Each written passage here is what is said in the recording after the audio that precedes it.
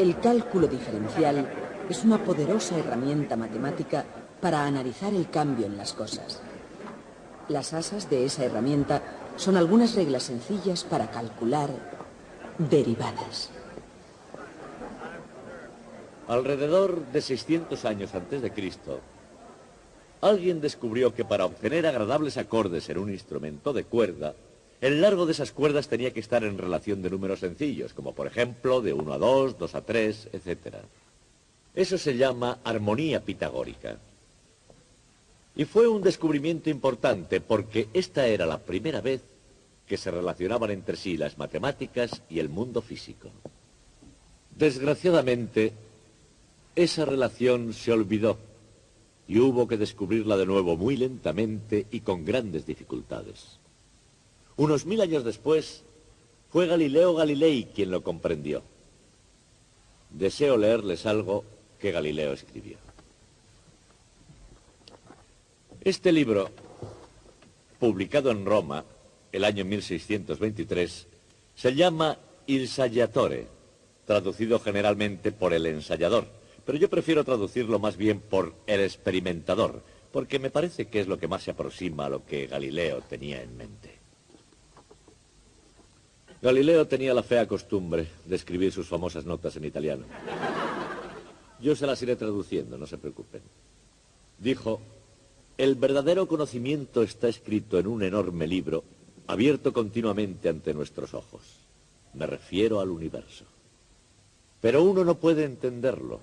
Uno debe aprender la lengua y a reconocer los caracteres para poder entender el lenguaje en el que está escrito. Está escrito en el lenguaje de las matemáticas.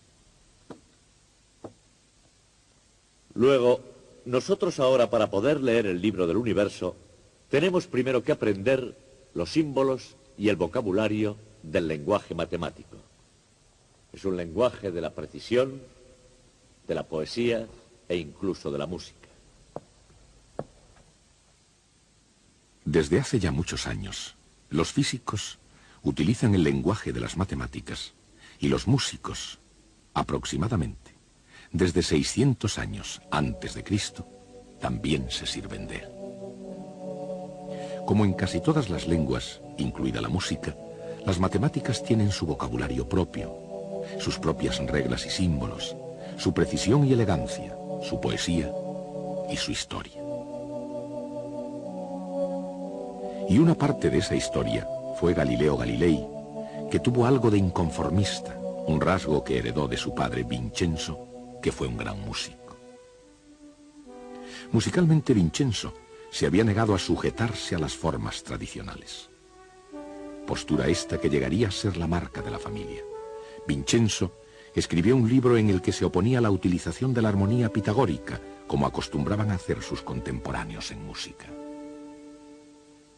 Él consideraba los antiguos acordes griegos demasiado simples para las complejas estructuras musicales del Renacimiento italiano. Más tarde, de tal palo, tal astilla, Galileo consideró que las matemáticas griegas eran demasiado sencillas para poder expresar sus ideas. Y creó la cinemática, una rama de la mecánica que trata del movimiento en abstracto. Y la correcta expresión de cualquier idea abstracta requiere un lenguaje adecuado, conceptos y símbolos que den a una idea su significado y valor. A pesar de ser muy avanzada la nueva ciencia del movimiento de Galileo, sus raíces estaban todavía en el terreno donde acostumbraba moverse el antiguo intelecto griego. Y era algo enteramente nuevo lo que tenía que florecer en el campo de la matemática y de la ciencia.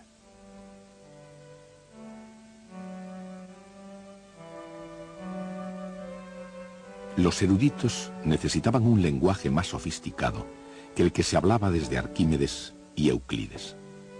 En otras palabras, después de Galileo, la física necesitaba un lenguaje más avanzado. Aproximadamente 25 años después de su muerte, se descubriría por fin ese famoso lenguaje y comenzaría a utilizarse a partir de entonces. Se llamaría cálculo diferencial. El cálculo diferencial es muy potente y, como en cualquier lenguaje, su poder deriva de la idea que le sustenta, la derivada. La derivada es para la cinemática lo que las ruedas son para un viaje. Un medio sencillo, pero muy eficaz, para poder obtener una perspectiva completa de lo que es una derivada. Nada mejor que un poco de ejercicio.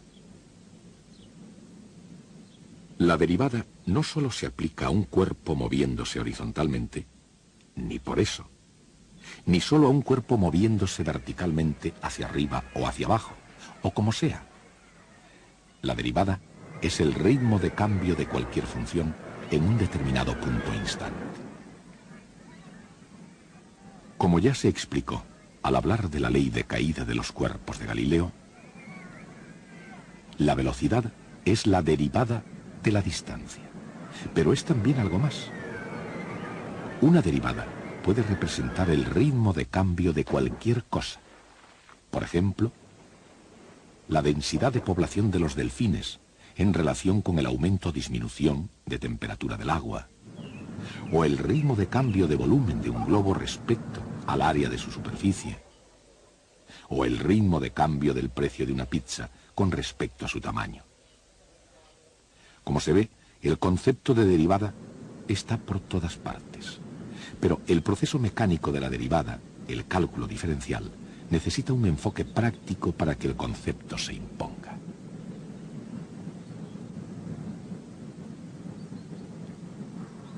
En definitiva, sin las reglas de diferenciación, el concepto de derivada se nos puede hacer una montaña.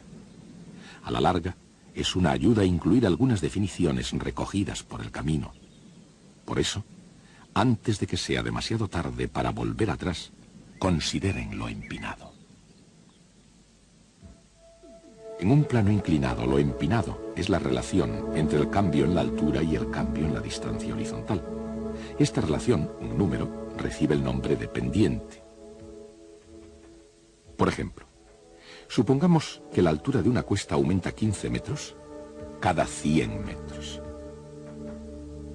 El ciclista se mueve 15 metros hacia arriba y 100 metros en horizontal. La pendiente es de 0,15. Cuanto mayor es la pendiente, llegar hasta arriba es toda una proeza.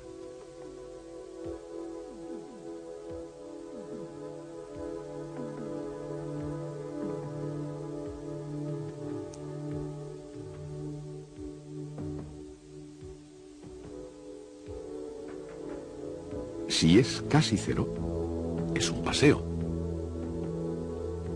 Y cuando la pendiente es negativa, es cuesta abajo. Aunque se pueda caminar fácilmente por ellas, las matemáticas tienen sus picos y valles, y nadie sabe quién fue el primero que preguntó cuál era la mejor manera para ir de acá para allá.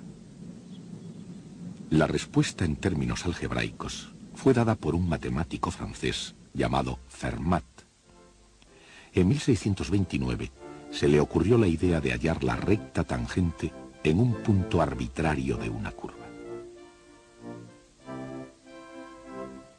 En 1638, Fermat compartió su descubrimiento con su compatriota René Descartes, que tenía su propio método para hallar tangentes a curvas algebraicas.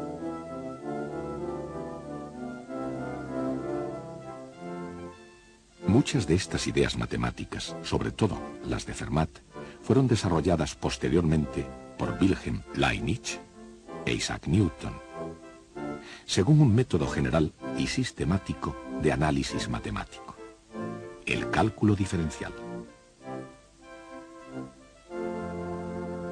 Dejando la historia de lado, al menos por el momento, quedan algunas preguntas oportunas. Por ejemplo, en una curva que cambie suavemente, hay una pendiente que cambia constantemente. ¿Cómo se puede calcular, en el lenguaje de hoy, la pendiente en un punto dado?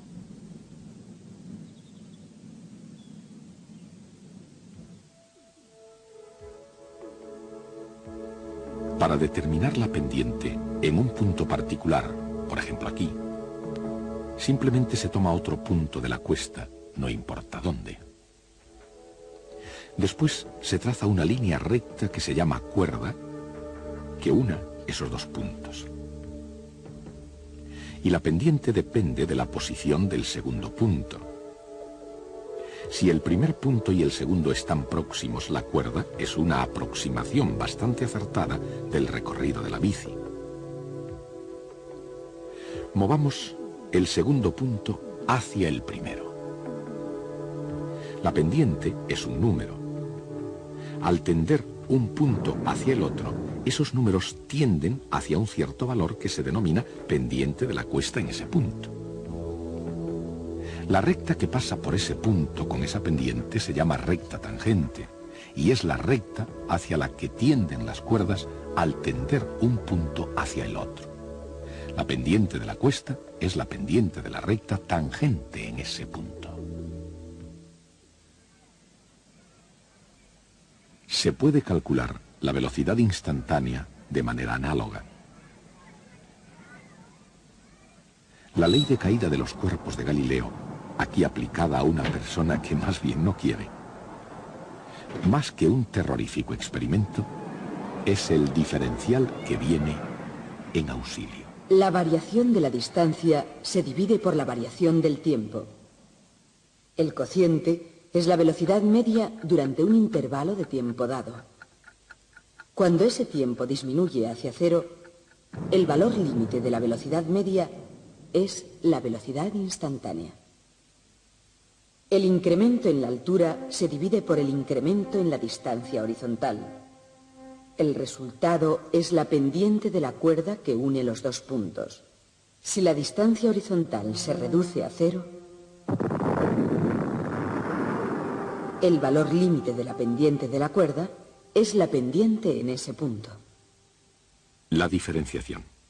Los objetivos y los cálculos difieren, pero no el concepto esencial ni el procedimiento. La velocidad es la derivada de la distancia con respecto al tiempo.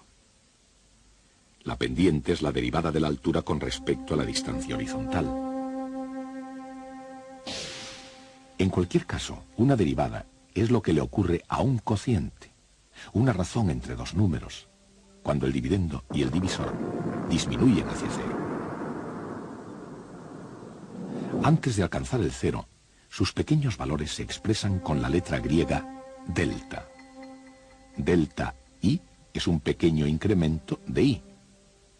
Delta x es un pequeño incremento de x. Así que delta i dividido por delta x es simplemente un cociente de dos números pequeños.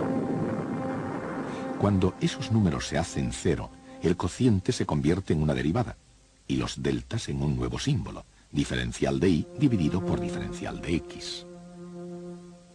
El símbolo de la derivada, que significa derivada de la cantidad y con respecto a x. Cuando ya se domina la mecánica sencilla, encontrar la derivada de cualquier cosa es tan fácil como accionar un interruptor.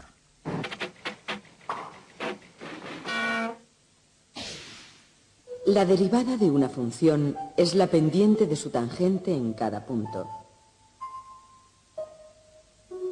La derivada de una función es también una función.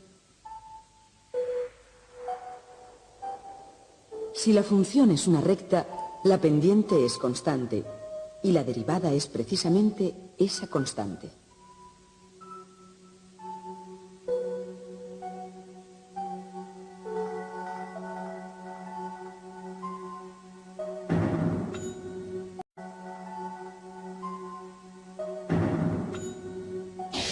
Si y es igual a seno de x, entonces derivada de y respecto a x es igual a coseno de x.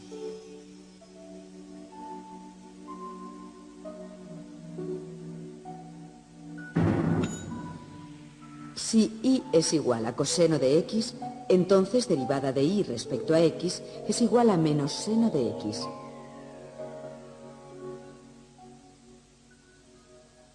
Hallar derivadas requiere un poco de práctica, pero el esfuerzo vale la pena. Y si consideramos el gran número de máquinas contemporáneas que hallan derivadas, esto se ha convertido en una práctica moderna. Un velocímetro, o cuentakilómetros, es una máquina que deriva, mide la derivada de la distancia recorrida en cada instante a lo largo del camino. El ritmo de cambio de posición es la velocidad instantánea expresada en kilómetros por hora. Por supuesto, cuando el vehículo no se mueve, no recorre ninguna distancia. Aquí la posición es constante y la derivada de una constante es cero.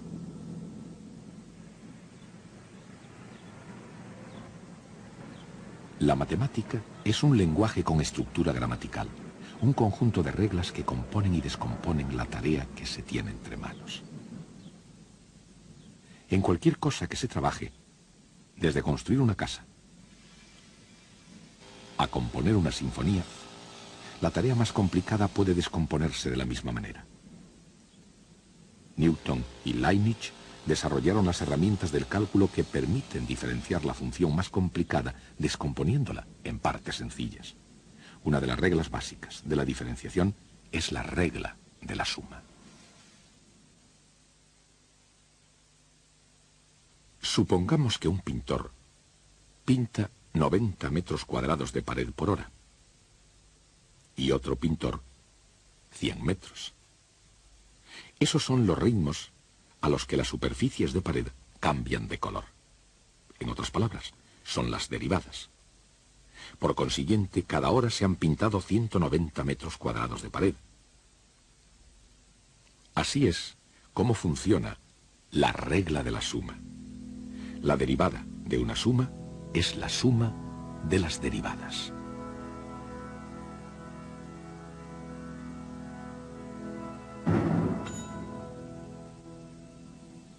Otra buena herramienta es la regla del producto que se utiliza para obtener la derivada del producto de dos funciones. Por ejemplo, el área de un tablero es el producto de su largo por su ancho.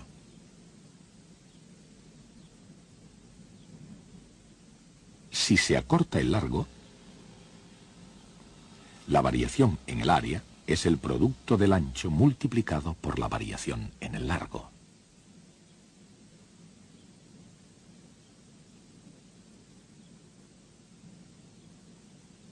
Si el ancho se reduce, la variación en el área es el producto del largo multiplicado por la variación en el ancho. La variación total en el área es la suma de estos. Y es exactamente así en el caso del carpintero, como en el lenguaje del cálculo diferencial.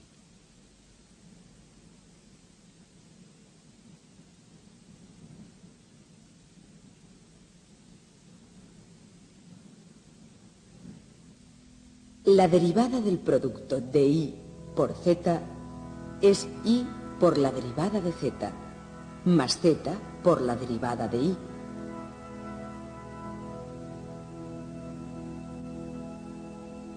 Usando esta regla, es posible encontrar la derivada de x al cuadrado.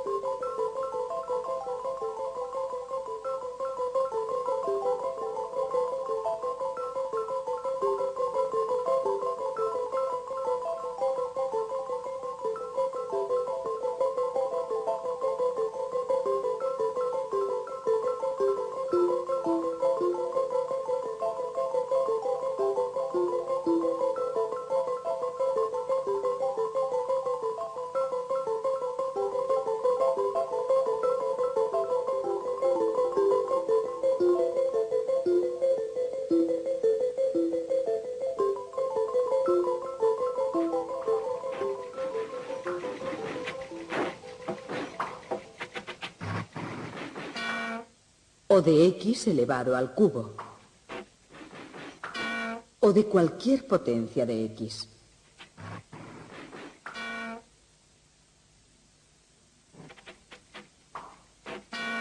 La derivada de x a la enésima potencia es n por x a la potencia n menos 1.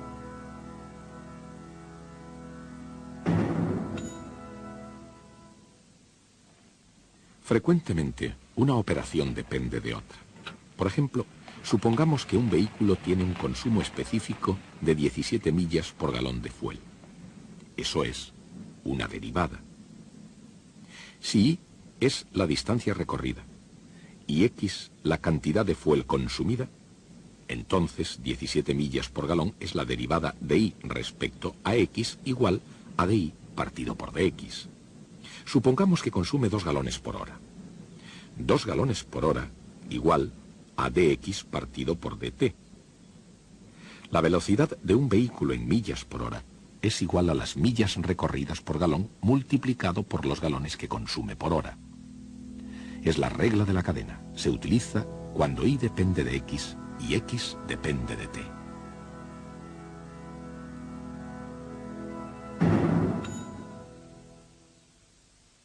La regla de la suma. La regla del producto y la regla de cadena. Estas 3 reglas representan la gramática del cálculo diferencial. Y el valor del cálculo diferencial se puede ver en la variedad de sus aplicaciones.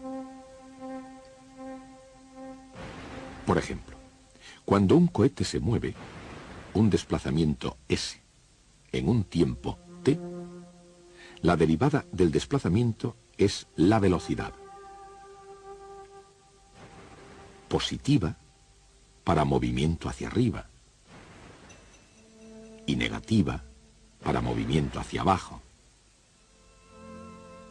La derivada de la velocidad es la aceleración, que es lo mismo que hallar la derivada de una derivada. O sea, la segunda derivada de s.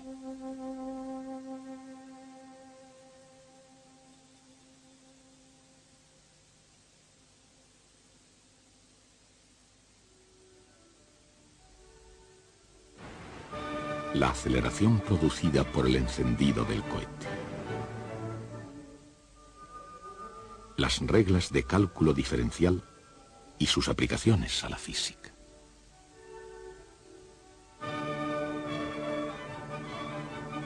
Cada una actúa como un solo instrumento que toca el arte y la ciencia de las matemáticas.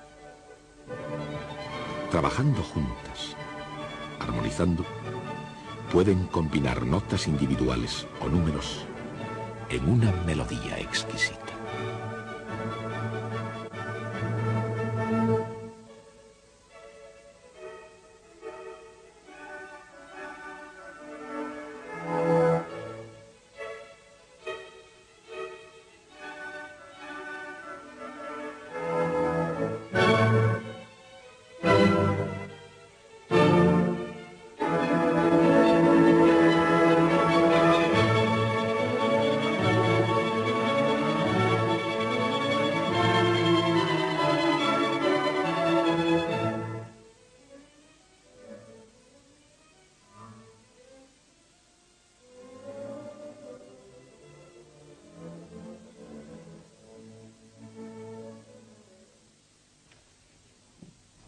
He recibido una carta de un músico llamado Albert Einstein.